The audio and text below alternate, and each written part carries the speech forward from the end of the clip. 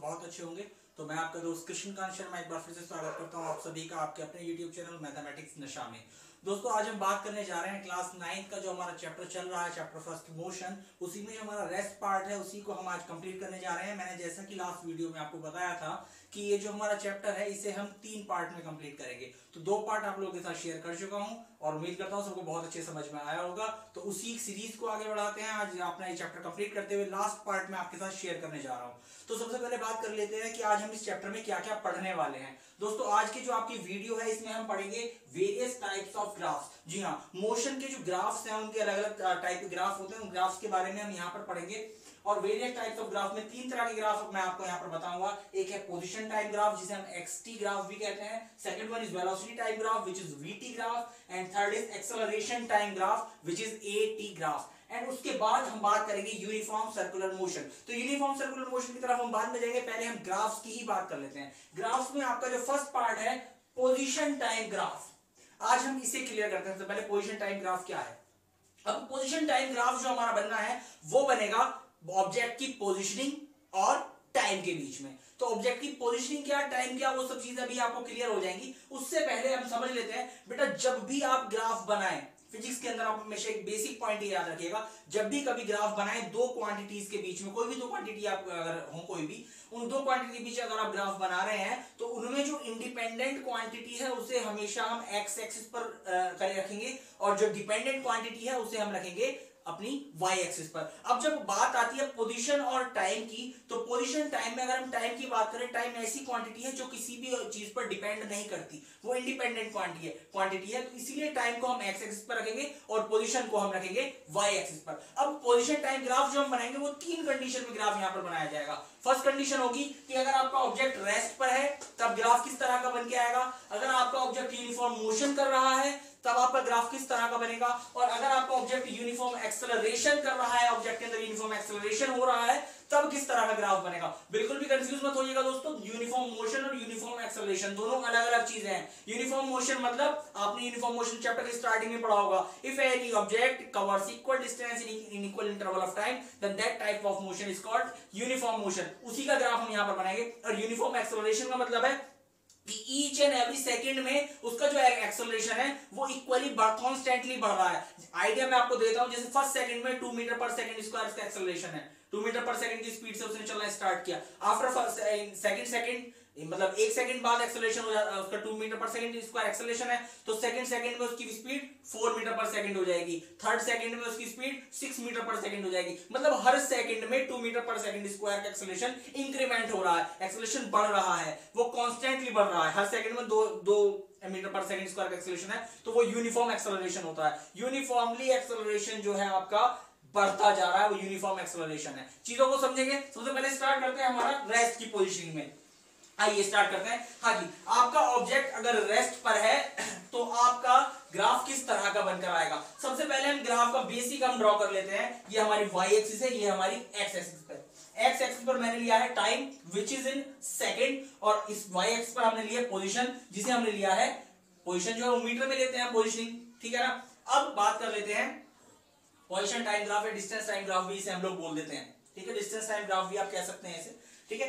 अब इसे अब यहां पर देखिएगा इक्वल 1 2 3 4, मैंने 1 का इंटरवल लिया है टाइम के अंदर, interval 1 second 2 second 3 second and 4 second. अब अगर पोजीशनिंग की बात करें डिस्टेंस की, 2 मीटर 4 मीटर 6 मीटर 8 मीटर, यहां पर 2 मीटर का इंटरवल मैंने यहां पर लिया है। अब मैं बात करता हूं, कोई भी ऑब्जेक्ट ये आपका रेफरेंस पॉइंट है, ठीक है जी। अब रेफरेंस पॉइंट से कोई भी ऑब्जेक्ट 2 मीटर के डिस्टेंस पर है, ठीक है, और 2 मीटर के डिस्टेंस पर वो रेस्ट पर है। रेस्ट का मतलब क्या होता है, रेस्ट का मतलब है वो रुका हुआ है 2 मीटर पर। अब आप चेक करेंगे 1 सेकंड बाद आपने देखा वो 2 मीटर पर ही रहेगा। जब रेस्ट पर है, रुका हुआ है, उसके अंदर कोई मोशन ही नहीं है, तो मतलब वो 2 मीटर पर रहेगा, यानी कि यहाँ पे ये पॉइंट आ गया।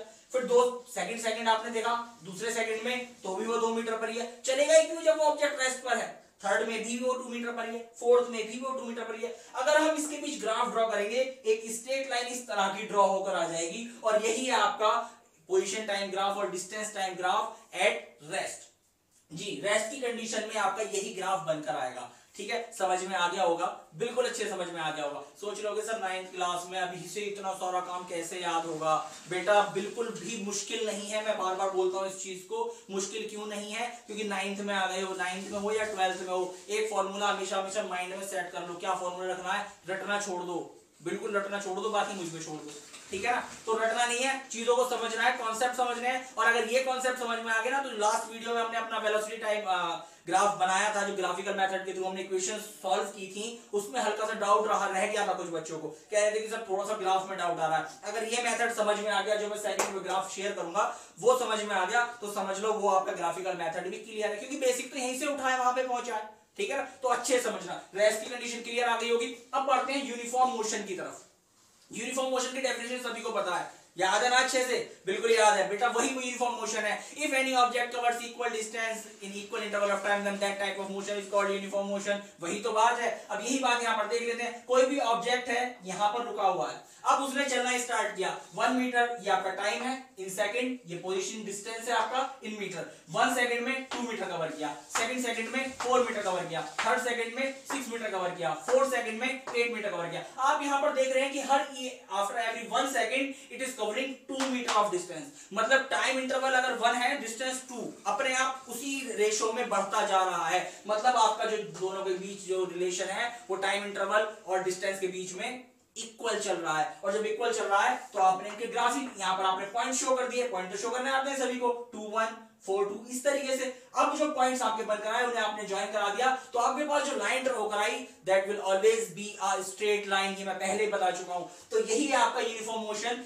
Graph at the condition of position time graph, ठीक है जी। थर्ड पार्ट की तरफ बढ़ते हैं। थर्ड पार्ट है हमारा यूनिफॉर्म एक्सेलरेशन। अब ये यूनिफॉर्म एक्सेलरेशन, वही चीज मैंने बताया था अभी थोड़ी देर पहले कि यूनिफॉर्म एक्सेलरेशन मतलब उसकी जो एक्सेलरेट है वो यूनिफॉर्मली एक्सेलरेट हो रहा है। मतलब यूनिफॉर्मली एक्सेलरेट का मतलब ऐसे नहीं कि स्पीड कांस्टेंट है, स्पीड बढ़ रही है लेकिन एक्सेलरेशन कांस्टेंट है, स्पीड रेगुलर बढ़ती जा रही है। अब आपने मोटरसाइकिल स्टार्ट करी, मोटरसाइकिल आपने बैठे हुए हैं बाइक पे, बाइक स्टार्ट की, 0 से स्टार्ट किया, चलना स्टार्ट किया, धीरे धीरे धीरे धीरे धीरे 0 से 2 पे पहुंचे, 2 से 4 पे पहुंचे, 4 से क्या मीटर पर सेकंड में बात कर रहा हूं वेलोसिटी की, 4 से 8 पे 6 पे पहुंचे, 6 से 8 पे पहुंचे। क्या हो रहा है? हर एक सेकंड में 2 मीटर आपका जो स्पीड है 2 मीटर पर सेकंड बढ़ती जा रही है। मतलब 2 metre per second in each second, that is acceleration. 2 metre per second in each second, यानी metre per 2 metre per second upon 1 second is equal to 2 metre per second square. आपका acceleration increment हो रहा है, तो उस condition कहते हैं uniform acceleration. और उस कंडीशन में ग्राफ कैसा बनेगा देख लेते हैं जी।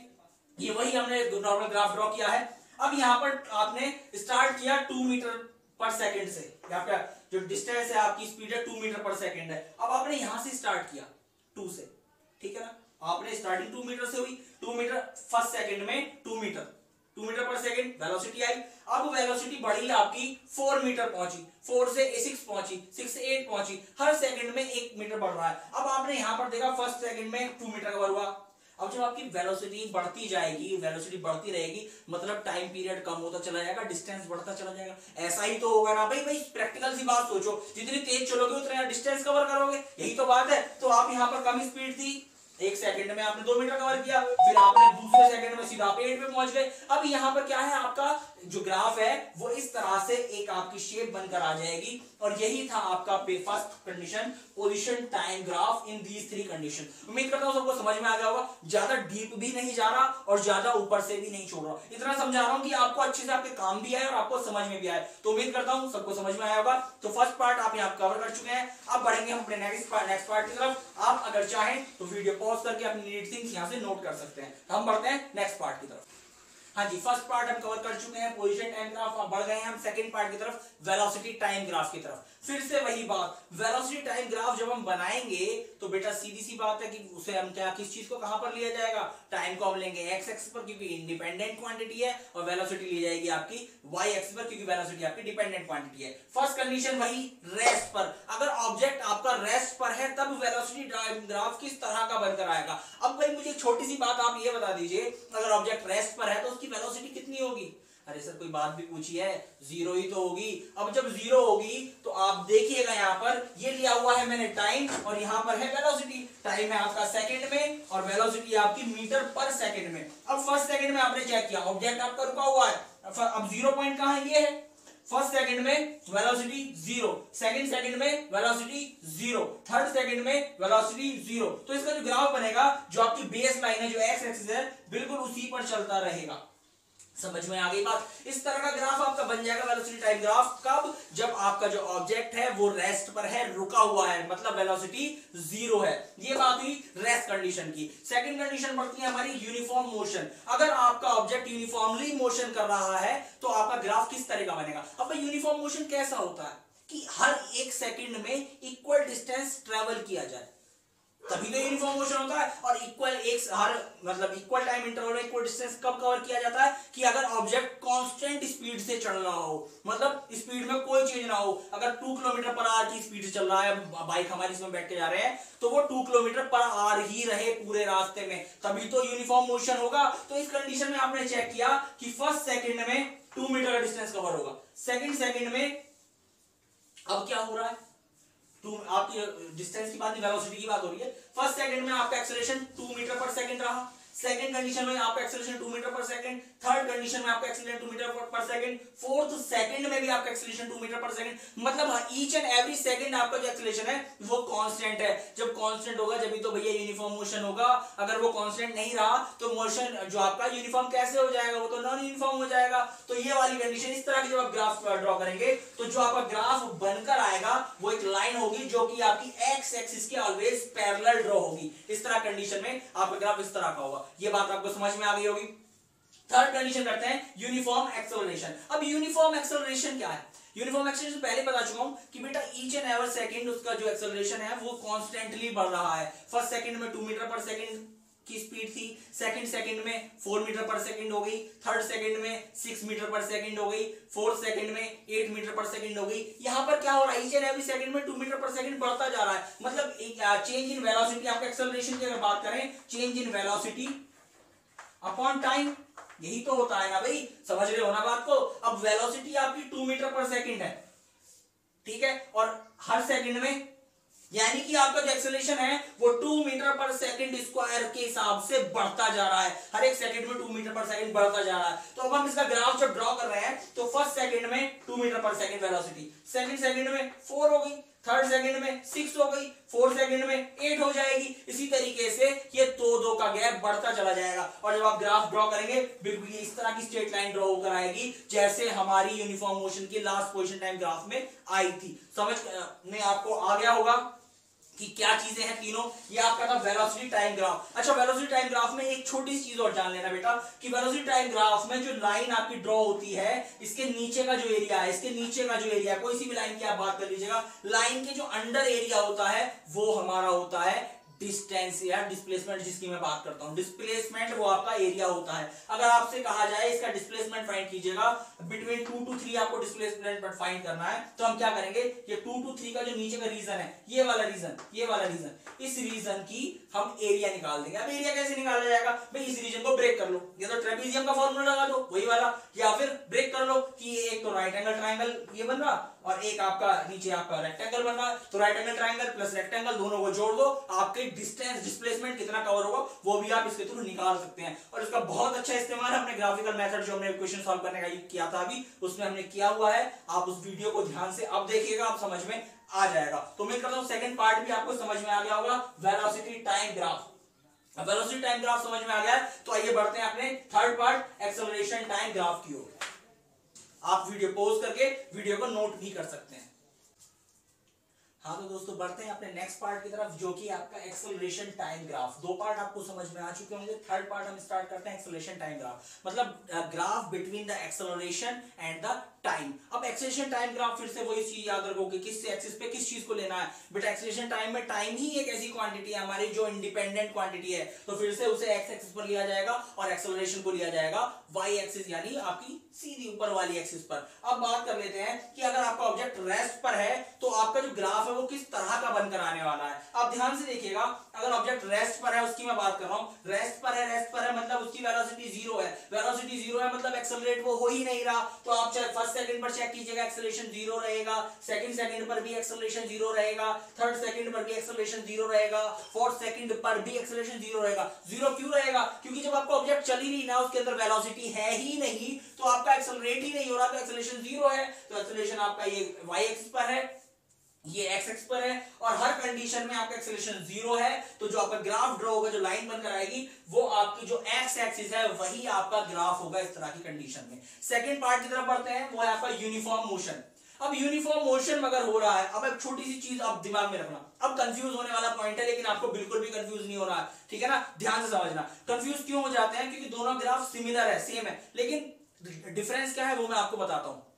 अब आप बाइक से जा रहे हैं, आप बाइक से कहीं भी जा रहे हैं, आप स्पीड आपकी, आप हर ईच एंड एवरी सेकंड में equal time interval, equal distance आप कवर कर रहे हैं। मतलब 1 सेकंड में 2 मीटर, 2 सेकंड में 4 मीटर, 3 सेकंड में 6 मीटर, मतलब हर एक टाइम इंटरवल में, इक्वल टाइम इंटरवल में इक्वल डिस्टेंस ट्रेवल किया जा रहा है। अब जब इक्वल डिस्टेंस ट्रेवल किया जा रहा है, मतलब आपकी जो स्पीड है, जो वेलोसिटी जिससे आप चल रहे हैं, वो कांस्टेंट है, वो बढ़ना तो बढ़ रही है ना घट रही है। बढ़ रही है नहीं, जब बढ़ ही नहीं रही, मतलब बढ़ क्यों नहीं रही? कि जो फोर्स उसे बढ़ाता है, जिसे हम कहते हैं एक्सेलरेशन, वो वहां पर है ही नहीं, जब भी तो स्पीड नहीं बढ़ेगी। जब वो एक्सेलरेट, जब तक आप एक्सेलरेट नहीं करोगे, समझ गए ना, जब तक उसे कान घुमाओगे नहीं, तो वो स्पीड कहां से बढ़ेगी? आपने एक जगह रोककर उसे चलाए जा रहे हैं बस, तो स्पीड नहीं बढ़ रही। मतलब जिस फोर्स से वेलोसिटी बढ़ती है, वो फोर्स ही वहां पर नहीं है। वो फोर्स क्या है? वो एक्सेलरेशन, और एक्सेलरेशन इस कंडीशन में भी 0 है।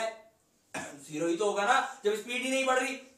तो आप जब ग्राफ बनाएंगे तो वही ग्राफ, फर्स्ट कंडीशन में, फर्स्ट सेकंड में भी एक्सेलरेशन 0, सेकंड कंडीशन में भी एक्सेलरेशन 0, थर्ड में, फोर्थ में भी 0, क्योंकि आपका एक्सेलरेशन वो एक्सेलरेट ही नहीं हो रही। जहां आपने चलाना शुरू किया था उसी से आप चलते जा रहे हैं ना, तो उस कान को आगे आप घुमा ही नहीं रहे, उसके बाइक के कान को, तो वो स्पीड बढ़ेगी कहां से? और जब स्पीड नहीं बढ़ रही, इसका मतलब एक्सेलरेशन वहां पर नहीं है, एक्सेलरेशन 0 है। तो किसी भी सेकंड पर आप चेक कर लीजिएगा, आपका एक्सेलरेशन 0 आने वाला है। और ये ग्राफ लगभग सिमिलर ग्राफ है। थर्ड पार्ट है हमारा यूनिफॉर्म एक्सेलरेशन ग्राफ। इस चीज को ध्यान से समझिएगा।